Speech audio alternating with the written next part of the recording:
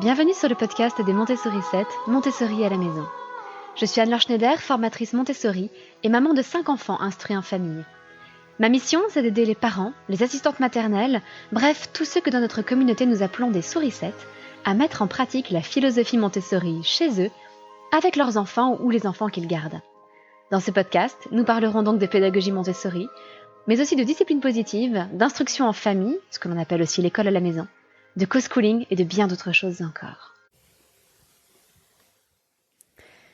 Mais concentre-toi, voyons. Est-ce que ce n'est pas une phrase que nous avons tous, un jour, prononcée ou entendue? Comme si la concentration était quelque chose d'inné que les enfants avaient entre eux dès le départ, et qu'il leur suffisait de faire un petit effort, enfin. Allez, concentre-toi. Sauf que comme tout le reste, la concentration, en fait, est un apprentissage. Et que dans la pédagogie Montessori, nous allons justement nous efforcer, tout particulièrement, d'aider l'enfant à développer son attention et sa concentration. Alors, avant d'aborder ce sujet, je voudrais répondre à ce petit message de Violaine qui vient prolonger notre podcast sur les écrans, gérer les écrans en famille. Voici ce que Violaine demande. Bonjour Anne-Laure, je suis Violaine et j'ai découvert votre podcast il n'y a pas très longtemps. Ce format me convient parfaitement, comme ça je peux écouter en faisant mon petit sport de la semaine. Ma question se porte sur la gestion des écrans avec 2 jeunes enfants. Donc j'ai 2 enfants de 3 ans et bientôt 2 ans et on essaye évidemment de limiter notre temps à nous, adultes, passés sur les téléphones. On ne fait pas particulièrement d'Instagram ou de Facebook, mais par contre, on a énormément besoin de nos téléphones dans la vie quotidienne pour rechercher des informations, Google ou Google Maps, pour regarder des recettes, pour regarder nos comptes en banque ou commander notre repas ou un panier bio, et puis évidemment pour l'accès aux caméras et regarder les photos. Donc c'est plutôt ça qui m'ennuie, c'est d'avoir constamment envie de regarder mon téléphone pour avoir besoin de cet outil ou cet outil d'information ou de gestion de la vie quotidienne, plus que d'être en mode potato couch. J'ai beaucoup aimé l'expression. Voilà, avez-vous des solutions pour cela? Merci. Alors Violaine, je comprends tout à fait. Moi aussi, j'utilise évidemment beaucoup les écrans, le téléphone, l'ordinateur, etc., entre autres pour notre vie pratique. Et en ce qui me concerne, cela fait aussi partie de mon métier. Donc les enfants, il est vrai, me voient très souvent sur des écrans. Les 2 suggestions que je pourrais faire pour essayer de répondre à cette question, ce serait tout d'abord d'essayer de condenser les moments où l'on utilise le téléphone pour gérer la vie pratique, la vie de famille. Si l'enfant nous voit pendant des moments déterminés utiliser notre téléphone, il pourra comprendre que c'est un moment de gestion administrative de la vie quotidienne. Et puis, c'est très différent pour l'enfant de nous voir prendre 1 heure pour répondre à des messages, pour faire notre déclaration d'impôt, pour toutes sortes de choses sur un ordinateur ou un téléphone, plutôt que de nous voir sans cesse, par réflexe, attraper notre téléphone dès que nous avons 5 minutes de répit. Et les enfants sont souvent le meilleur miroir de nos attitudes. Et je trouve assez remarquable qu'aujourd'hui, les plus petits enfants prennent tout ce qu'ils peuvent parmi leurs jouets et s'en servent comme un téléphone. Le téléphone est l'un des nouveaux jeux d'imitation les plus fréquents chez les enfants. Et là aussi, je ne me mets pas à part, je ne m'estime pas plus raisonnable que la moyenne. Et notre fille de 2 ans et demi s'est emparée d'une calculatrice de marchande, une petite calculatrice qui tient dans la main un petit rectangle, un petit parallélépipède, avec des boutons dessus, et elle appelle ça son phone, son téléphone. Donc oui, je suis tout aussi coupable que vous, Violaine. Je comprends donc très bien tout ça. Je pense malgré tout que, encore une fois, condenser ces moments-là, les regrouper, peut avoir moins d'impact sur les enfants que si l'on a sans cesse le téléphone dans la main et que l'on est sans cesse les yeux rivés sur son écran. C'est aussi une bonne habitude à perdre, enfin une mauvaise habitude à perdre plutôt, que celle de saisir son téléphone dès que l'on a 2 minutes de tranquillité ou dès que l'on doit attendre pendant 30 secondes.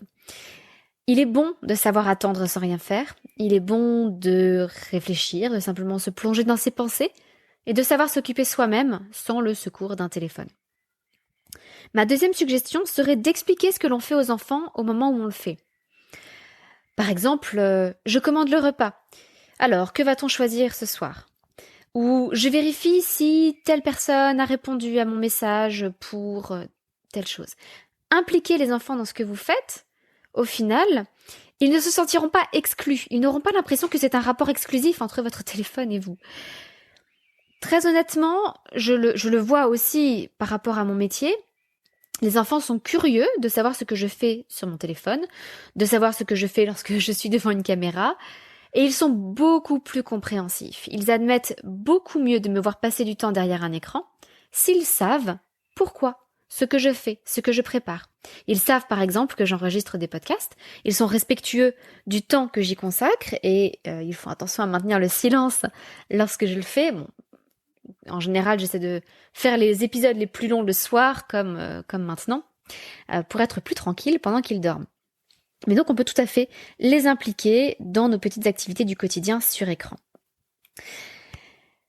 J'espère, Violaine, que ça répond à votre question. Et surtout, si vous-même, vous avez une question, si vous avez un sujet de podcast à me suggérer, n'hésitez pas à aller sur la page du podcast qui figure dans les liens, dans les notes de cet épisode, et à me laisser un petit message vocal. Comme ça, je pourrai l'inclure dans le prochain podcast et répondre à votre question, ou rendre à César ce qui est à César et vous accorder le crédit de l'idée d'un prochain podcast. Je tenais aussi aujourd'hui à remercier Alex BL pour cet avis sur Apple Podcast. Il ou elle, je ne sais pas, puisque Alex est mixte, a écrit un podcast très intéressant et bienveillant, podcast très intéressant sur la pédagogie Montessori. Anne-Laure est très claire et agréable à écouter, merci. Elle nous apporte un éclairage bienveillant sur la pédagogie Montessori et l'IEF, sans porter de jugement sur les autres façons de faire. Beaucoup d'idées à appliquer chez nous au quotidien, même avec des enfants scolarisés, à compléter avec le blog et le groupe Facebook. Merci beaucoup Alex. Je suis très heureuse que cette idée se transmettre à travers le podcast, qu'effectivement, je ne porte aucun jugement sur les familles, quel que soit leur choix éducatif, tant qu'elles ont à cœur le meilleur intérêt de l'enfant. Chaque famille a des choix à faire, que ce soit la scolarisation, que ce soit le co-schooling, que ce soit l'IEF, que ce soit la pédagogie Montessori ou autre chose, que ce soit un mode de parentalité ou un autre. Encore une fois, tant que les parents sont de bonne volonté et qu'ils ont à cœur l'intérêt de l'enfant, pour moi, ils sont toujours les bienvenus dans la communauté des Montessori 7. Donc merci beaucoup Alex, et je vous rappelle qu'il y a toujours le concours pour le lancement de ce podcast qui a tout juste 1 mois. J'ai prévu un petit concours pour remercier toutes ces personnes qui justement mettent des avis sur Apple Podcast ou sur iTunes quand elles n'ont pas d'appareil Apple. Si vous avez un PC, vous pouvez très bien télécharger l'application iTunes et laisser vous aussi un avis. Et si vous le faites, si vous prenez quelques minutes pour le faire, eh bien vous aurez une chance de remporter 2 jeux de société que nous aimons beaucoup à la maison, qui s'appellent Dynastie, le temps des Mérovingiens, et Mystique, les saints de la légende dorée.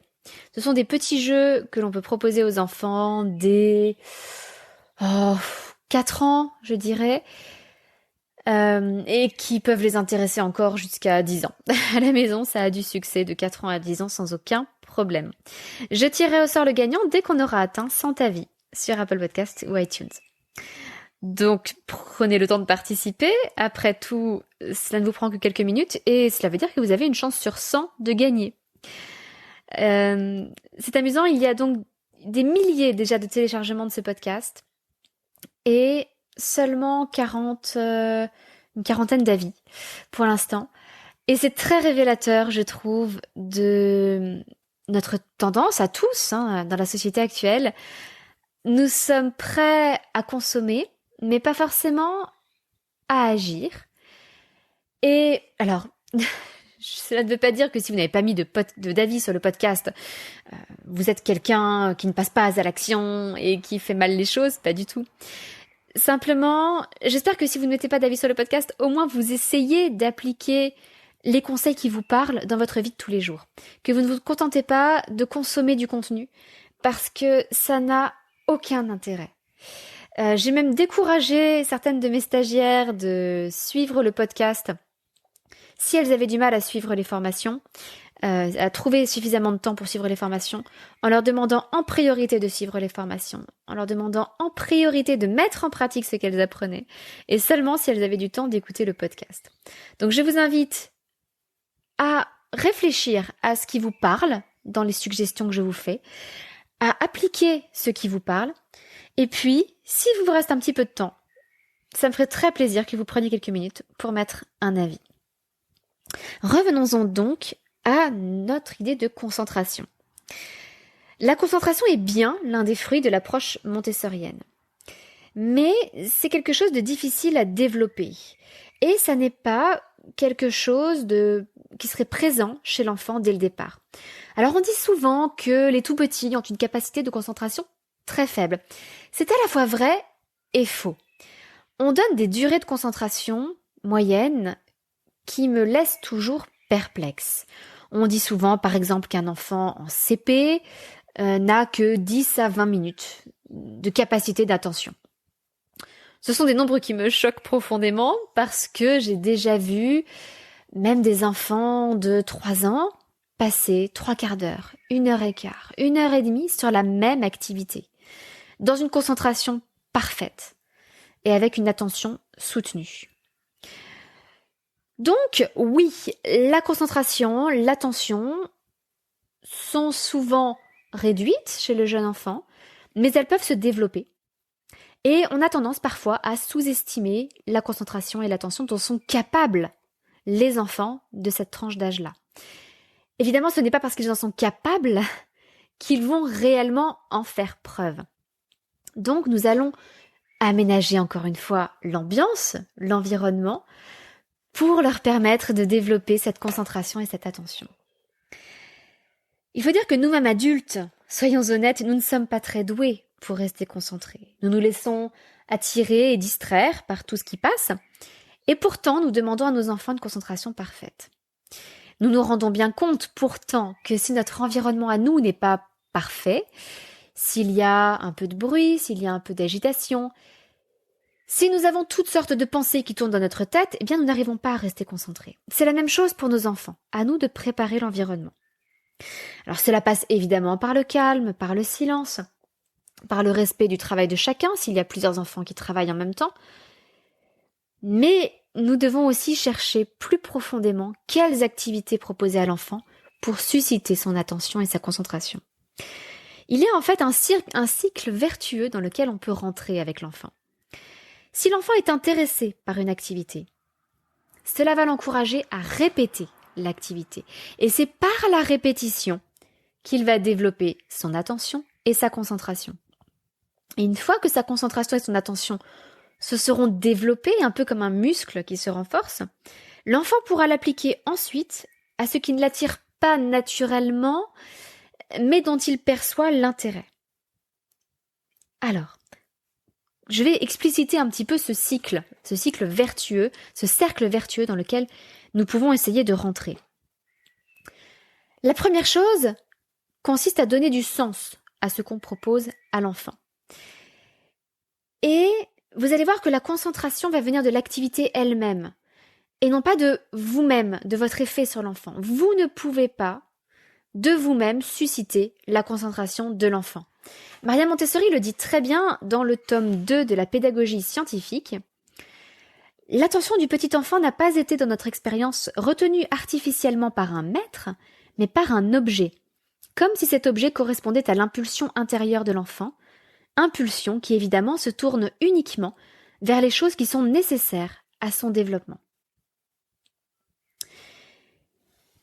Il faut donc, là je ne cite plus, il faut donc que ce que nous proposons à l'enfant vienne le nourrir et répondre à ses besoins profonds de développement. Il est donc intéressant de partir des passions de l'enfant et de ses périodes sensibles. Et c'est ce que je vous disais justement dans l'épisode 14 de ce podcast. L'approche Montessori, par où commencer? Si nous partons des passions, des envies, des centres d'intérêt de l'enfant et de ses périodes sensibles, pour lui proposer des activités, nous avons plus de chances de susciter son intérêt et la répétition de l'activité. Alors ça ne veut pas dire que nous allons toucher juste du premier coup. Il faudra fonctionner par essai et erreur, il faudra sûrement tâtonner un peu, mais nous allons sûrement, à force de tâtonner, faire mouche et trouver ce qui réellement va attirer l'enfant. Et c'est tout l'intérêt de la liberté de choix de l'enfant dans l'environnement montessorien. C'est-à-dire que nous allons lui proposer un panel d'activités avec suffisamment de diversité. Et nous allons le laisser choisir, aller vers les activités qui lui conviennent le mieux. Nous allons donc pouvoir observer l'enfant, voir ce qui l'attire, voir l'activité vers laquelle il retourne spontanément et l'activité qu'il répète. Et si l'enfant se contente de papillonner et n'arrive pas à se concentrer et à répéter une activité, c'est sûrement que nous n'avons pas encore trouvé la bonne activité. C'est difficile au départ. C'est une question qui revient souvent chez mes stagiaires d'ailleurs. Parce que au-delà de leur formation, de leur entraînement pour présenter correctement les activités, eh bien au départ, comme tout le monde, elles doivent tâtonner pour trouver l'activité juste pour l'enfant. Et c'est donc souvent une occasion d'échange dans le groupe Facebook de la formation, dans le groupe Facebook de notre accompagnement à la parentalité et à l'IEF Montessori. Et nous échangeons toujours sur ce même format. Qu'est-ce qui intéresse l'enfant? Où en est-il dans son développement? Ah, alors nous avons telle et telle proposition que nous pouvons lui faire. À partir du moment où on aura touché juste, l'enfant va commencer à répéter. Et plus il va passer de temps sur une activité, plus il va développer sa capacité de concentration sur des durées de plus en plus longues. Son attention se démultipliera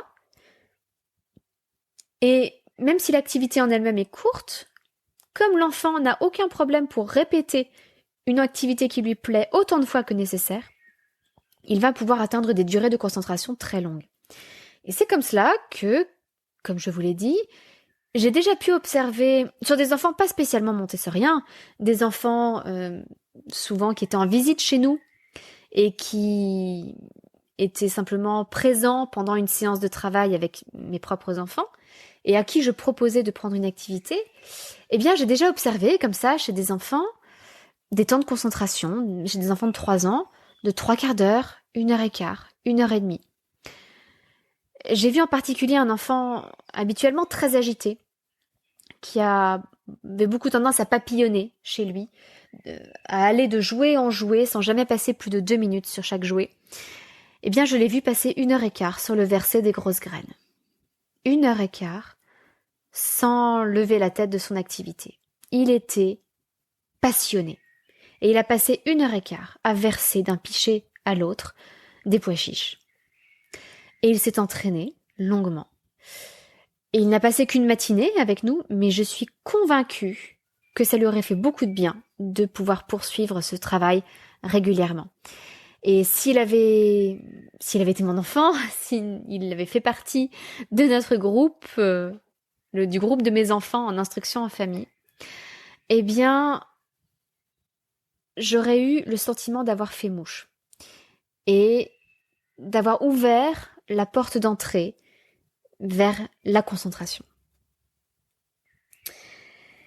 Certains enfants, cependant, n'aiment pas répéter une activité. Vous avez des enfants qui vous observent faire une présentation ou qui observent d'autres enfants faire le travail, qui prennent l'activité, la font très correctement du premier coup, et du coup ils se disent qu'ils ont fait le tour de la question, reposent l'activité sur l'étagère et ne la reprennent jamais.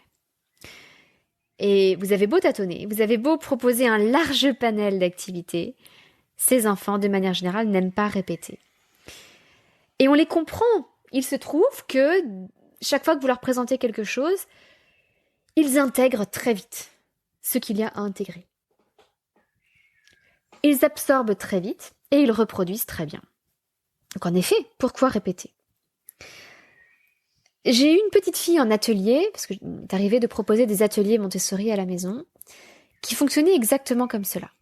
Une petite fille très sage, qui avait 3 ans, et à qui je pouvais présenter tout le matériel que je voulais, immédiatement, elle le refaisait scrupuleusement, y compris des activités complexes, et elle allait le ranger.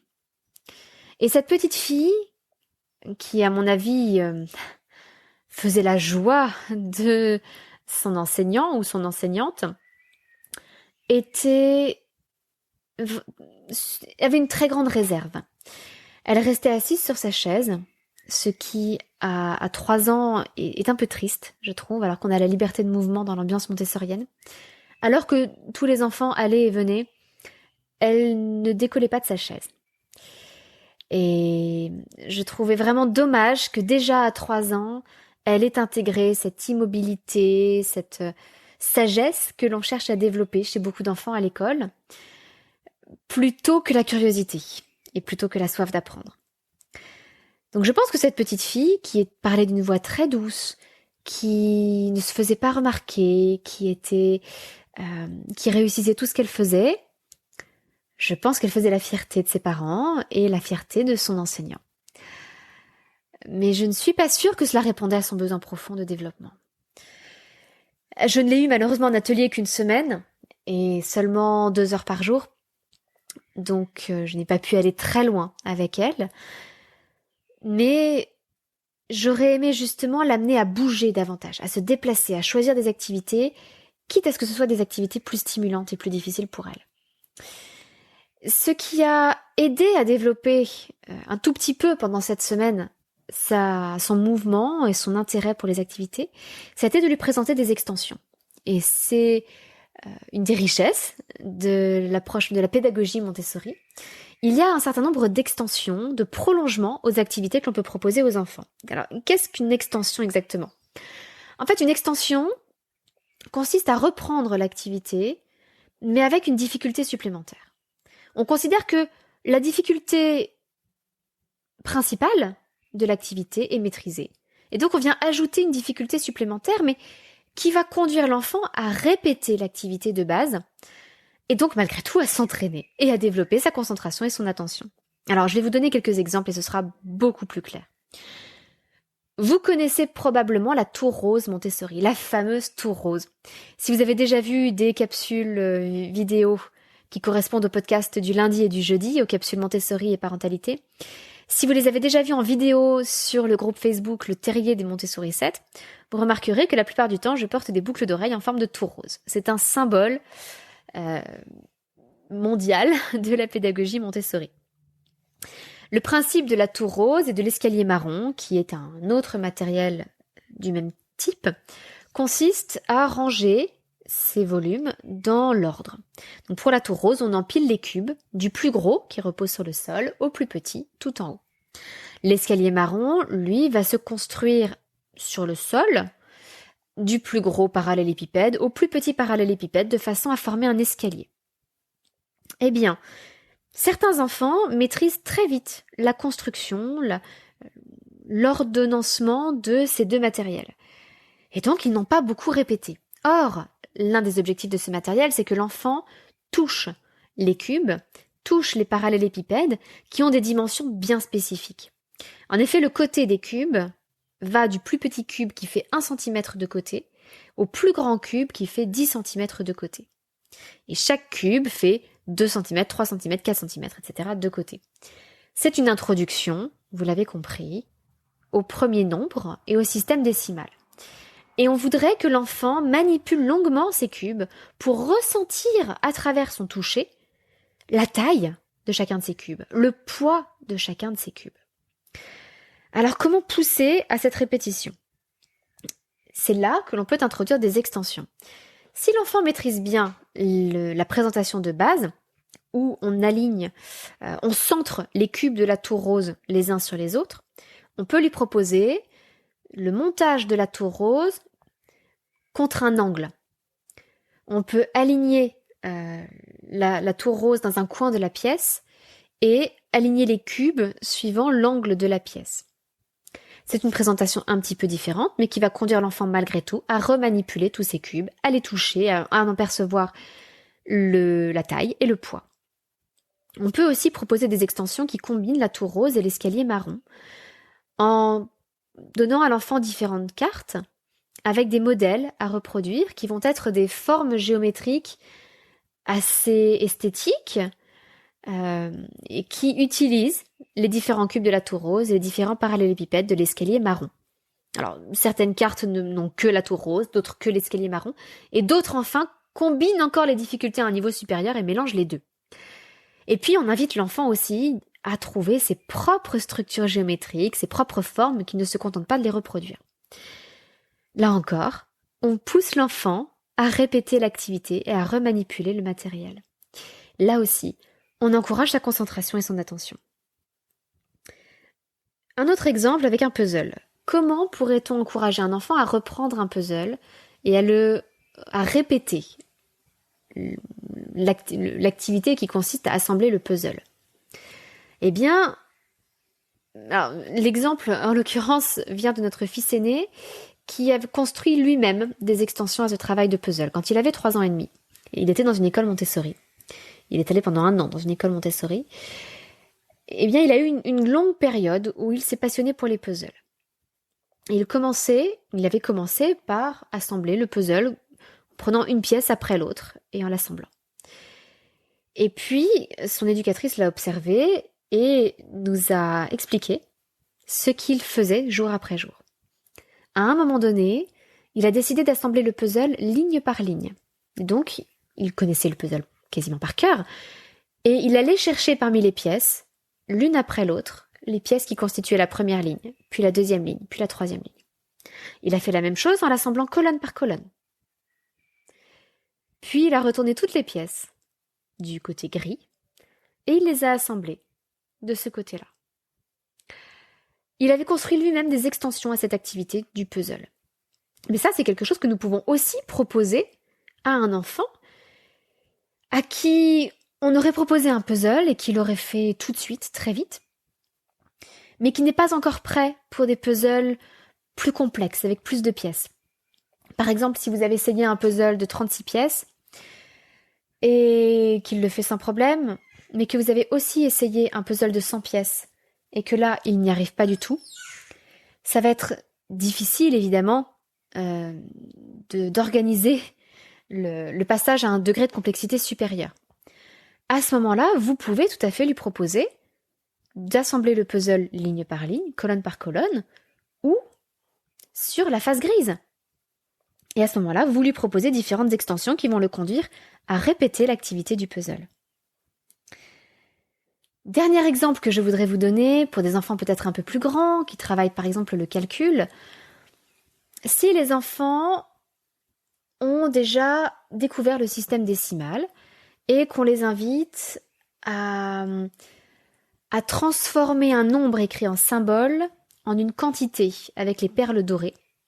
Alors, le matériel des perles dorées dans la pédagogie Montessori, c'est un matériel très beau, avec des perles distinctes, des petites perles dorées pour les unités, des barrettes de 10 perles pour représenter les dizaines, des plaques de 100 perles qui forment des carrés pour représenter les centaines, et des cubes de 1000 perles qui représentent les milliers.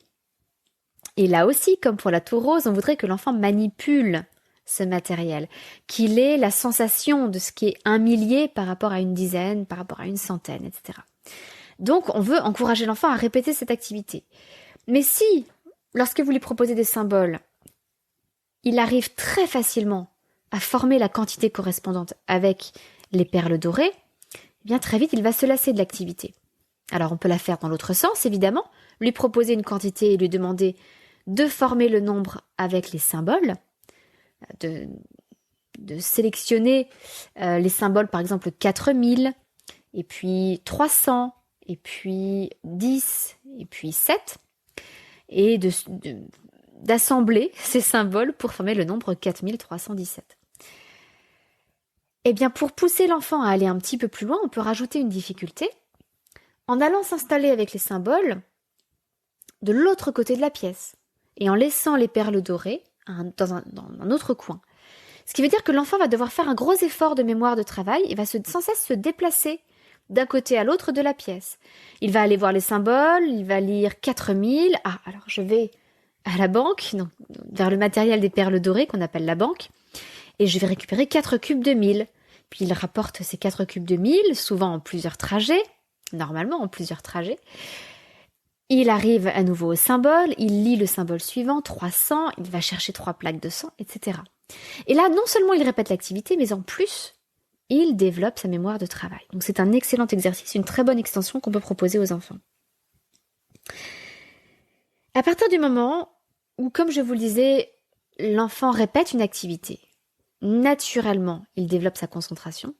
Et le gros intérêt derrière, c'est que cette concentration qu'il aura renforcée, il va pouvoir l'appliquer à des domaines qui ne l'intéressent peut-être pas spontanément, par lesquels il n'est pas attiré spontanément, mais dont il comprend l'intérêt. Et cela, c'est en particulier valable pour les enfants qui sont plus grands, ceux qui sont dans la lecture, ceux qui sont dans l'apprentissage du calcul. Par exemple, un enfant qui saturerait un peu de l'apprentissage des lettres rugueuses, parce qu'il y a quand même 26 lettres dans l'alphabet à apprendre. C'est un travail un peu long et pénible. Les 10, 12, peut-être 15 premières lettres sont assez agréables à apprendre. Ensuite, l'enfant risque d'en avoir marre. Mais s'il a développé cette capacité de concentration sur des activités comme les activités de vie pratique, eh bien, il va pouvoir appliquer cette concentration à condition, et j'en reviens à ce que je disais au tout début, qu'on donne du sens à ce qu'il apprend. Par exemple, on peut lui montrer une petite histoire que l'on a envie de lui proposer en lecture, mais qui comprend la lettre K. Et on peut commencer à lire le titre avec l'enfant, qui va lire par exemple le kimono, et il va s'apercevoir qu'il ne connaît pas cette lettre. Ah mais alors il faut qu'on poursuive notre travail sur les lettres rugueuses. Et comme l'enfant a désormais dans sa boîte à outils une capacité de concentration plus grande, eh bien il va pouvoir appliquer cette concentration à la suite de l'apprentissage des lettres rugueuses, parce qu'on lui aura montré que cela a un intérêt et que cela a du sens. Et même si ça n'est pas directement l'activité des lettres rugueuses qui l'intéresse et qui l'attire, il est attiré par l'histoire qu'il va pouvoir lire une fois qu'il aura appris cette lettre rugueuse qui est le K, la lettre K. Voilà donc pour aujourd'hui sur ce sujet fondamental. J'espère que si vous débutez dans la pédagogie Montessori, je ne vous ai pas trop perdu avec les exemples d'activités que je vous ai donnés. J'ai essayé de prendre des activités parmi les plus connues, mais il est possible que vous ne les connaissiez pas toutes, ça n'est pas du tout un problème. Et j'espère quand même qu'en vous ayant donné plusieurs exemples, vous aurez pu comprendre ce que je voulais dire. Comme d'habitude, pour finir le podcast, j'aime bien vous raconter un petit peu ce qui fonctionne bien chez nous, ou les choses qui nous ont marqués les derniers jours avant ce podcast. Et alors aujourd'hui, ce n'est pas une activité vraiment montessorienne dont je voudrais vous parler, mais il se trouve que nous avons été victimes d'un début d'inondation. Nous vivons à côté d'un lac qui régulièrement déborde, et en l'occurrence, il y a eu une tempête de grêle et nous avons l'évacuation de l'eau s'est retrouvée très rapidement bouchée. Le lac à côté de chez nous a un petit peu débordé. Il y a surtout eu des flots d'eau qui ont dévalé la pente de notre petite allée qui mène à un garage. Et le garage a commencé à être inondé. C'était le soir, nous avons réveillé les enfants et nous nous sommes tous retrouvés à éponger autant que nous le pouvions pour éviter d'avoir des dégâts, parce que nous avons déjà eu pas mal de dégâts en étant inondés il y a quelques années. Eh bien, malgré tout, ça a été un moment extraordinaire, un moment formidable. Et alors, comme je vous le dis, il y a quelques années, nous avions déjà été inondés, et quelques jours après cette inondation, j'ai été interviewée sur un autre podcast qui s'appelle Boss Mom, un podcast de mamans qui travaillent, de mamans entrepreneuses, pour parler de comment on pouvait rendre nos enfants plus autonomes, pour expliquer comment on pouvait rendre nos enfants plus autonomes. Et à la fin du podcast, l'hôte du podcast m'avait demandé 3 choses qui me rendaient heureuse. Et je lui avais dit en premier l'inondation. Alors là aussi, cette inondation en fait m'a rendue profondément heureuse. Pourquoi ? Eh bien, parce qu'en fait nous étions vraiment unis. en famille. Nous apportions tous notre contribution à notre mesure. Les enfants se relayaient. Il y en avait toujours un qui restait au rez-de-chaussée pour rester avec Étienne, notre bébé. Alors, notre fille de 2 ans et demi a dormi pendant tout ce temps-là. Elle ne s'est pas réveillée. Mais les trois plus grands sont venus nous aider à éponger. L'un d'entre eux restait avec Étienne et les 2 autres venaient éponger avec nous. Et puis ils tournaient tous les 3 pour pouvoir se reposer un petit peu. Et donc nous avons passé quelques heures à faire ça. Mais nous étions bien, nous étions motivés, nous étions ensemble. Et pour moi, c'est vraiment ce que nous cherchons à construire. À travers la discipline positive, à travers le développement de l'autonomie, la responsabilisation dans la pédagogie Montessori. Chacun prenait ses responsabilités, apportait sa pierre à l'édifice. Et puis bon, ce qui nous a vraiment aidé, c'est que nous n'avons pas arrêté de chanter. Et ça, c'est un truc que je garde de mes années de scoutisme. Si à un moment donné, vous vous retrouvez perdu en forêt avec vos enfants, ou qu'il faut marcher longtemps, que vos enfants sont fatigués, chaque fois qu'il faut faire un effort, quelque chose de pénible, comme là, éponger, nous avions mal au dos, mal aux genoux, c'était fatigant. Eh bien, chanter, c'est le meilleur moyen de retrouver sa motivation. Et donc, nous avons alterné entre les chansons de Disney, les comptines, les chansons traditionnelles françaises. Voilà, c'était un excellent moment. Eh bien, je vais vous laisser là pour aujourd'hui. Je voulais simplement vous rappeler le concours pour le lancement du podcast. N'oubliez pas d'aller prendre quelques minutes pour mettre un avis sur Apple Podcast. Si vous avez un appareil Apple, ça vous prendra littéralement 30 secondes. Et si vous avez un PC, allez, ça vous prendra quelques minutes parce qu'il faut télécharger iTunes. Mais en moins de 5 minutes, ça peut être fait. Vous me rendrez service, évidemment, puisque vous aiderez à faire connaître mon travail. Vous rendrez service à d'autres parents en leur disant ce que vaut ce podcast, ce que vous en avez pensé. Et puis, vous aurez une chance de remporter 2 jeux de société. Donc, tout le monde est gagnant dans l'affaire. Je vous souhaite une excellente semaine. Je vous donne rendez-vous jeudi pour notre petite capsule Montessori qui portera sur la tranche d'âge des 6-12 ans et plus précisément sur l'éducation cosmique. J'ai hâte de vous y retrouver et je vous dis à très bientôt, votre petite sourisette, Anne-Laure.